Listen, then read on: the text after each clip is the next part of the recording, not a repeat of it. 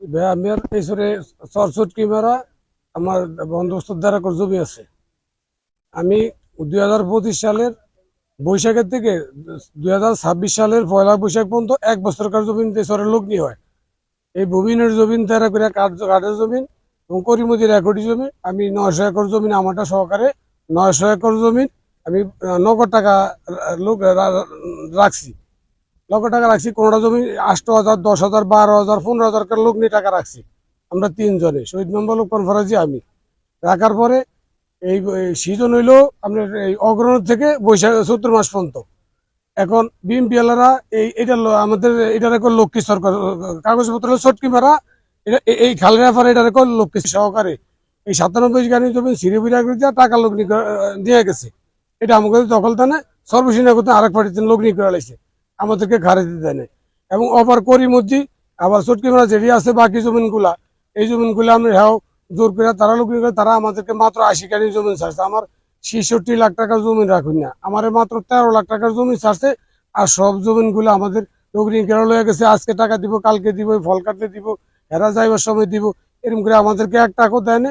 আমাদের আরো বিভিন্ন আমরা সরাইলে আমাদেরকে বিভিন্ন অস্ত্র তারা নিয়ে আসে, আমাদেরকে দাঁড়াইতে দেয় না। 1982-83 সালে সেইতে এ পর্যন্ত এটা ভোলাবাসীর দখলে এবং মরহুম নাজির রহমান মঞ্জু সাহেব আন্তর্জাতিক সীমানা করে দিয়েছেন। 1 থেকে 27 পর্যন্ত পিলারও স্থাপন করেছেন।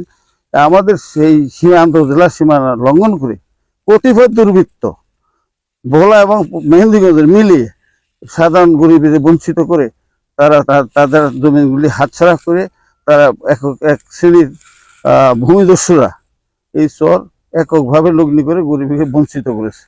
এটা মানে আমার জানা মতে এই জমি আমাদের 82 সাল থেকে দখলে আছে, এই পর্যন্ত আছে। আমরা মধ্যে কোনো ডিস্টার্ব পাইনি। ডিস্টার্ব হয়েছে এই বছরই শুরু, এই বছরই এই আমাদের উপরে এই আক্রমণ।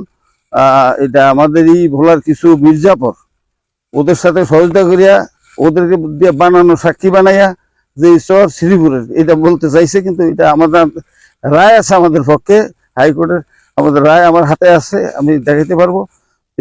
এইভাবে এই গত বছরই আমরা মানে হাতছাড়া হয়েছে, এই বছর তরুণ থেকে।